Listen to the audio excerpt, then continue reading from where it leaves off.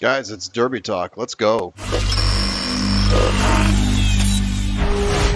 Trust the Profits is proud to be sponsored by Game of Silks. Go to silks.io to get in the game. Real ownership, real races, real rewards.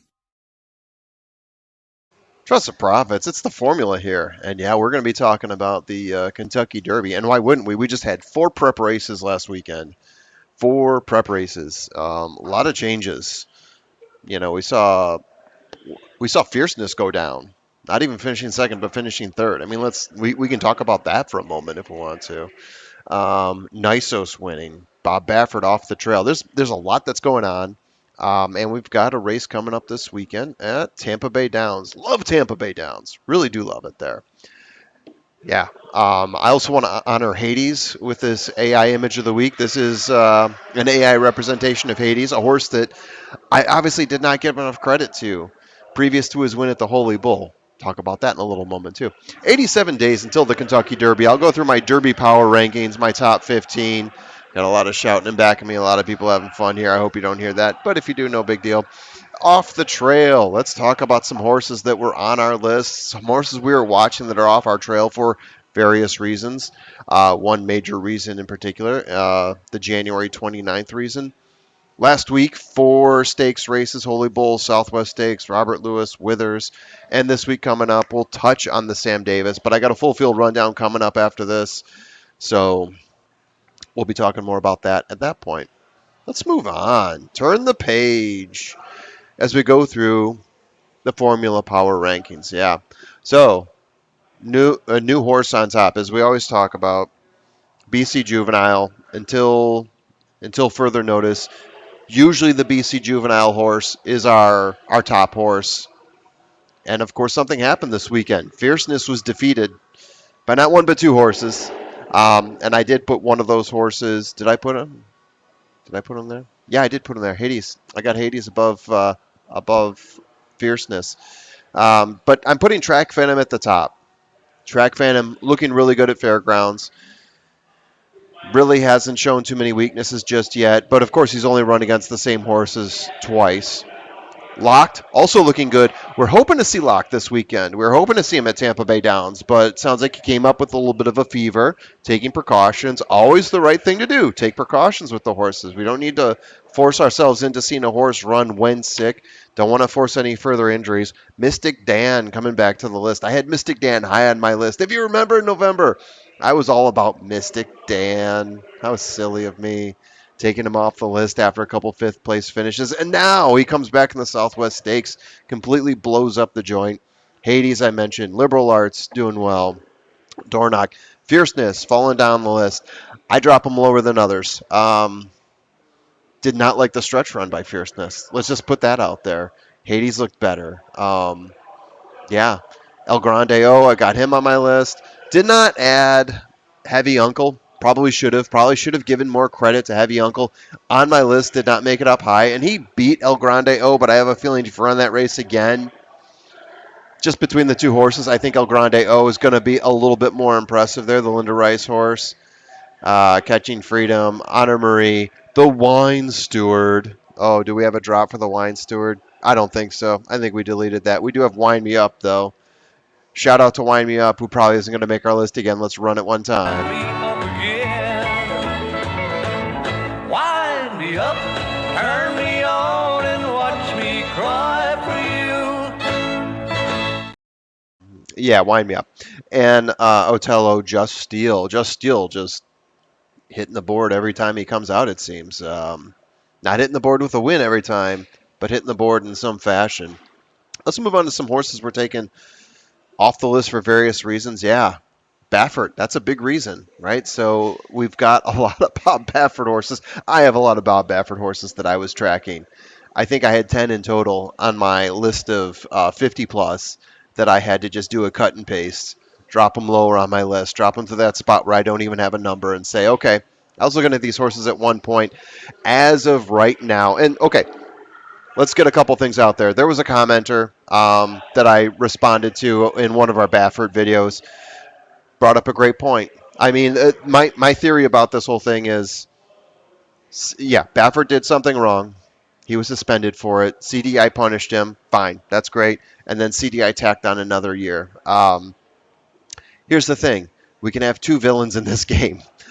You can dislike what Bob Baffert did. You can dislike the fact that he ran Medina Spirit out there with, according to CDI, an illegal amount of a specific drug, and they disqualified him. Those are the rules. Bob Baffert should be applying those rules to the horses he runs out there for the freaking Kentucky Derby. Come on, Bob. No stupid excuses. No Jimson Weed. Don't give me that crap. But there can also be a villain here with CDI who extends this this crazy Kentucky Derby ban out another year for unknown reasons. For what reason? I'm not exactly sure. I know Bob Baffert is fighting this in the courts, and I guess it is his American right to do so. Fine. And I don't think we've had any major flare-ups with Bob Baffert since. Like him or dislike him, I mean, I definitely take umbrage with what he did with Medina Spirit and the way that whole thing ended. Gross, disgusting. But if you put in a penalty and he serves it, then we should come back to the table and let him be, right? There's a lot of people who want to see Nysos run. Let's be honest, Nysos is on my list down there. That is a horse that looks spectacular. Had him very high on my list. I think I had him 2, maybe 1 last week. I can't remember how high I put him. Maybe just under fierceness. Definitely a horse that if he doesn't run in the Kentucky Derby, a lot of people are going to feel cheated. I'm not going to say put an asterisk next to the Kentucky Derby because of this. But, dislike Baffert for what he did, what he's been doing. Dislike CDI for, putting a punishment in place and then a little extending it out for whatever reason. Anyway, drum roll, please. Please. El Capi, Parchment Party, also off the list. I'm just tracking these because I feel like there's no one tracking this anyplace else. Horses that look like they're on the trail and then they're completely off.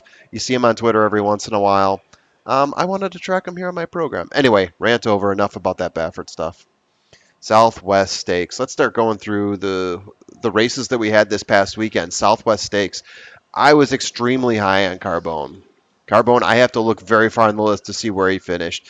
I was kind of afraid this was going to happen with him, but I still was really high on Carbone. Just Steel, Liberal Arts, I had them both on my list.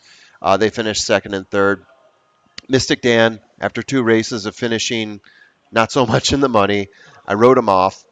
Maybe he's good in the mud. I don't know. But an 8-length win at the Southwest Stakes. Mystic Dan, I don't care if it is money, 8.5 furlongs, and an 8-length victory over 11 other horses, including other horses in his own Asmussen barn. Just Steel out there, Liberal Arts. I thought this was a deep field, and Mystic Dan looking extremely impressive. Just Steel doing what he does, though, finishing in the money. Just Steel is this year's Midnight Bourbon, if you want to throw out another horse that never seemed to win, but always seemed to hit the board somehow. Maybe that's Just Steel this year. Yeah. And Liberal Arts, definitely like Liberal Arts a lot. Yeah. So moving on to the next race that we had was the Holy Bull, and holy cow. Fierceness going off at 1-5. And down the stretch, he did not look like the fierceness that we saw in the BC Juvenile. Not exactly sure what went on there.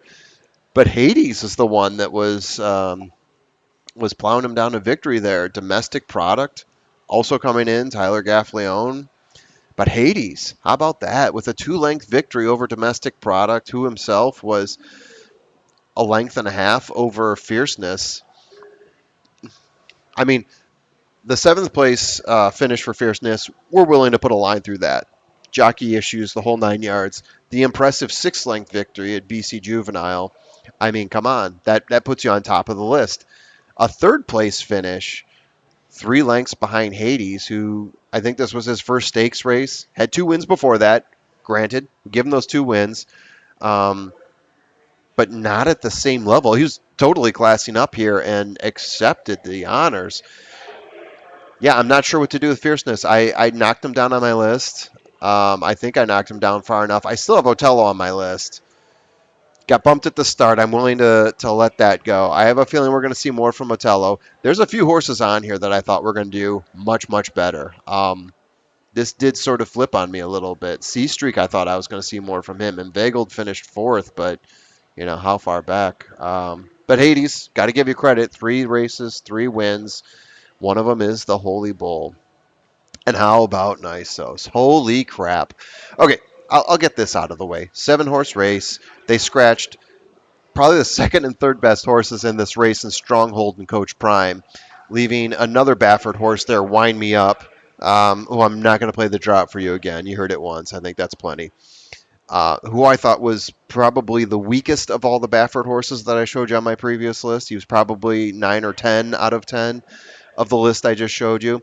So for him to actually finish second, it tells you about the rest of this crew here. So yeah, Nysos 7 lengths ahead, not a shocker, but also Nysos, we're going to miss you. Uh, Up to CDI if they want to change the rules, if they want to lift the ban on Baffert. It's totally up to them. Things can change, but it's really on CDI at this point. Maybe Baffert comes to the table and wants to get on his hands and knees. I doubt it. I really doubt it. But yeah, we would really like to see Nysos in the Kentucky Derby. And we're moving on here to the Withers, the one that we forgot about. Uncle Henry, I almost did it again. Uncle Heavy, who I called Uncle Henry in my full field rundown. Apologies to the winner. Winning by a nose over El Grande. Oh, what a stretch run that was. I didn't copy the stretch runs this time around. But I knew that Lightline at less than 2-1 was way overspent here. I did not have that much faith in Lightline. I don't think he's the best Brad Cox horse on the Derby Trail right now.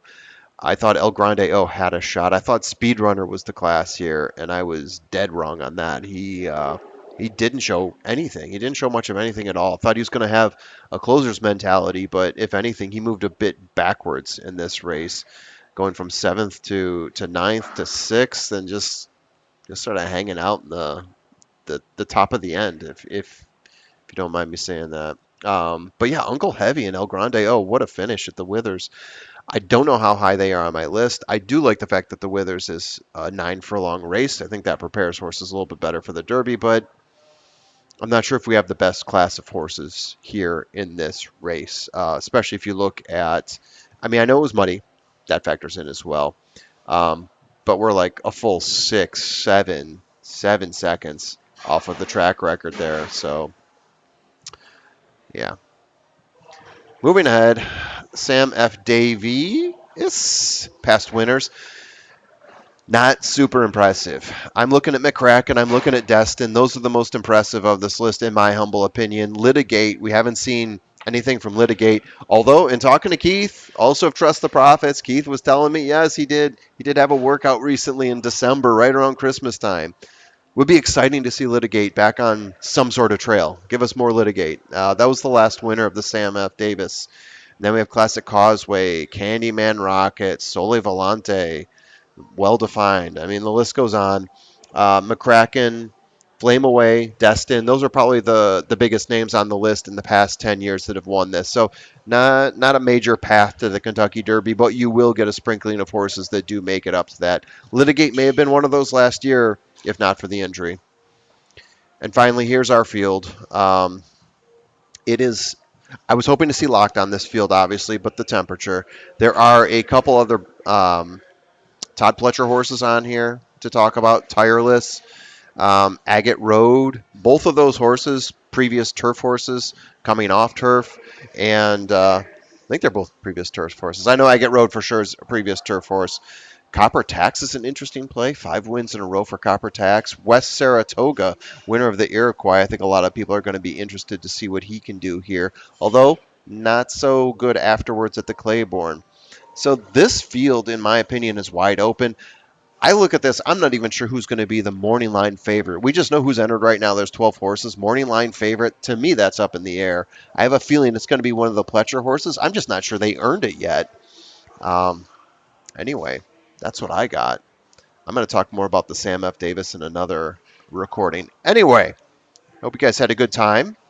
What are your feelings about the Derby right now? How do you feel about the top 15? Let me know in the comments and see ya.